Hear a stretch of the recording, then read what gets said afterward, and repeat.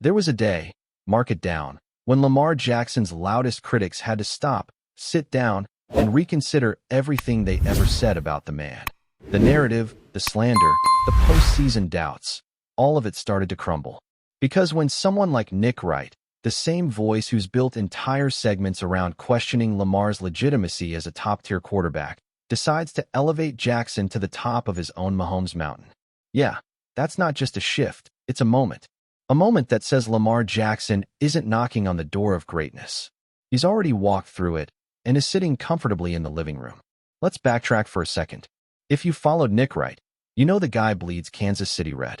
The Mahomes Mountain segment is literally built around stacking every other quarterback behind number 15.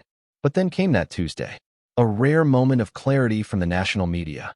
Lamar Jackson was placed at the top of Mahomes Mountain. Not Josh Allen. Not Joe Burrow. Not Jalen Hurts. Lamar. And it wasn't even close. Not after the way he started this season. Let's talk numbers, because numbers don't lie, even when narratives try to. Through the first 2 weeks of the season, Lamar Jackson is leading the league in touchdown percentage, passer rating, QBR, adjusted yards per attempt, and he's tied for first in passing touchdowns with 0 interceptions to his name. You hear that? 0. And it's not just about the stats. It's the way he's controlling games. He's doing it all with poise, confidence, and that same explosive edge that made him the youngest MVP in NFL history back in 2019. But now, something's different. There's a calm in his game, a maturity, a calculated destruction of opposing defenses. Whether he's hitting tight windows with anticipation or escaping pressure with that signature glide, Lamar's not just playing football, he's mastering it. And that's where the shift comes in. The people who used to say he's just a runner or he can't win in the playoffs are finding themselves in a tough spot. Because how do you keep doubting a guy who's rewriting the expectations of the position week after week? Now, let's be honest. This isn't about Lamar finally being good. He's been elite. The league's just finally catching up.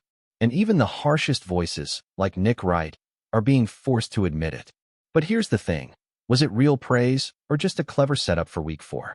Because that same Mahomes Mountain graphic came with a subtle challenge. Mahomes now has to reclaim the top spot. And who's he facing soon? That's right, Lamar Jackson. At Arrowhead, under the lights. It's being framed as a duel for quarterback supremacy. But let's not get it twisted. Lamar didn't need Nick Wright's approval to validate his greatness. That moment was just a cherry on top. What really matters is how he's evolving as a player. He's not just running for yards anymore. He's moving with purpose. He's extending plays, not just to escape, but to punish defenses with precise, surgical throws. He's taking care of the ball, spreading it around, keeping everyone involved. And he's doing it all while maintaining the same electrifying impact that's made him a nightmare to scheme against. Just look at the recent win over Cleveland. The Ravens put up 41 points against one of the best defensive fronts in the league. Derrick Henry held to barely 2 yards a carry. The defense played lights out, but even when the offense wasn't at its best, they still found ways to score. That's the mark of a dangerous team, and it all starts with Lamar. What's even more impressive is the mental toughness this guy shows, week after week. He hears the noise. He's been hearing it for years. From he should switch positions, to he can't win when it counts, to he's not a real quarterback. But he never lets it define him. Instead, he studies. He adjusts. He comes back stronger. And that's what separates the great ones from the legends. That drive to constantly evolve, to silence doubt with action. Even when you stack him up against the other top quarterbacks of this generation, Mahomes, Allen, Burrow, Lamar brings something unique. Mahomes has the rings. No one's taking that away. But in terms of pure impact, in terms of week-to-week dominance, Lamar Jackson is right there. And right now, he might be ahead. Let me give you more perspective. Over his last 20 games, Lamar Jackson has thrown for just under 5,000 yards, added over 1,000 on the ground, scored 57 total touchdowns, and thrown just 4 picks. His passer rating? A ridiculous 125.1. That's not just good, that's historic. That's the kind of run we rarely see at this level. And it's not a fluke. He's doing it consistently against top-tier competition in high-pressure situations. So when someone like Nick Wright, a guy who's built a brand on championing Mahomes, finally gives Lamar his flowers, it means something. But it also raises the question, was it genuine recognition?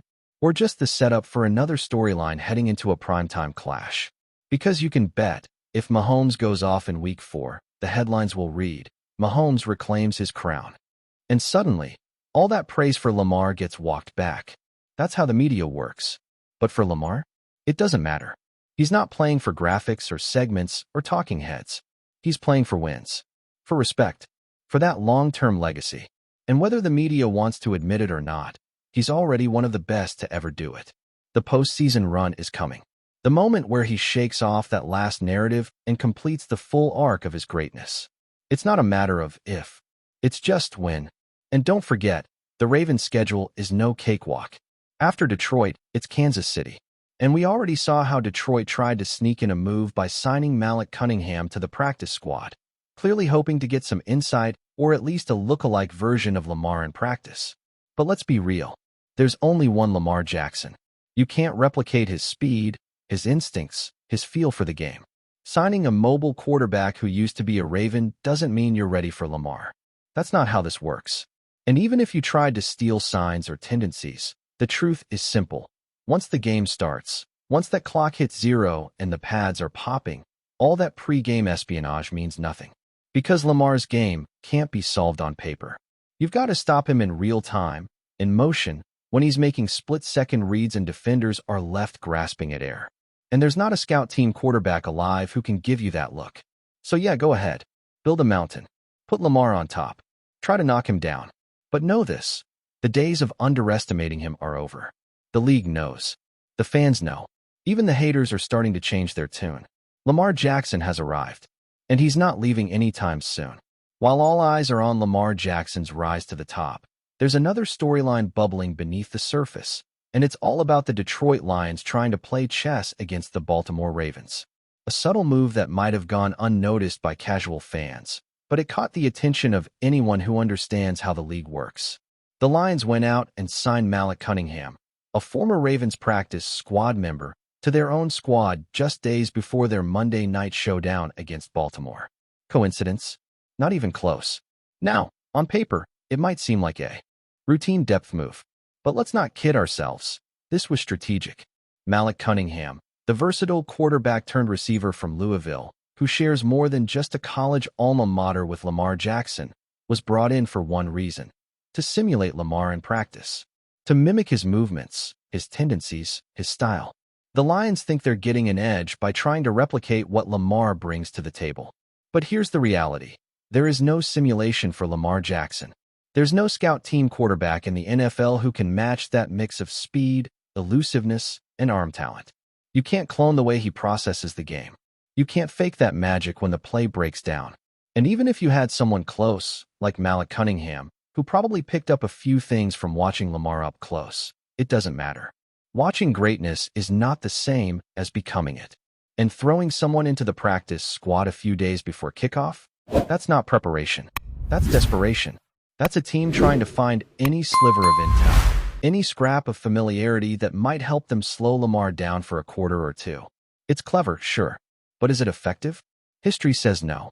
We've seen teams try this approach before, signing former teammates, ex-coaches, anyone with a connection to the Ravens. And what happens? Maybe, just maybe, they sniff out a tendency here or there. Maybe they predict a check or a formation. But that edge usually disappears after the first quarter. Because Lamar doesn't live in tendencies. He doesn't run a cookie-cutter offense. He adapts in real time. He reads, reacts, and counters whatever you throw at him. The playbook might say one thing, but Lamar? He makes his own rules out there. And no practice squad simulation is going to prepare you for that moment when he escapes pressure and fires a 20-yard laser on the run to a tight end you forgot was even in the game plan. And let's not ignore the possible espionage angle here either. When a player is signed off another team's practice squad right before a head-to-head matchup, there's always that cloud of suspicion. How much did he bring with him? What does he remember from his time with the Ravens? Could he spill details about audibles, tendencies, alignments? It's fair to wonder. But even if Malik Cunningham could share a few nuggets, how much of it is still relevant? And how much of it will even matter once that clock starts ticking? Qadri Ismail said it best. It might give you an edge for a drive or two, but after that, the game evens out. Adjustments are made. And in the end, You still have to line up and stop Lamar Jackson in real time. All the intel in the world won't help you if you can't tackle in space or stay disciplined in your pass rush lanes. And the Ravens know this. They've seen this movie before. Plus, there's a code in the NFL. Not all players follow it, but it's real. That idea of not giving away the secrets of your former team, especially if you still have relationships in that locker room. Eric Weddle once said it straight up when he was asked about giving the Rams insight into the Ravens' defense. He said, "What kind of man would I be if I ratted out my guys?" That's the mentality most veterans carry. So even if the Lions want intel, there's no guarantee that Malik Cunningham is even willing to share it. But you know what? Let them try. Let them overthink it.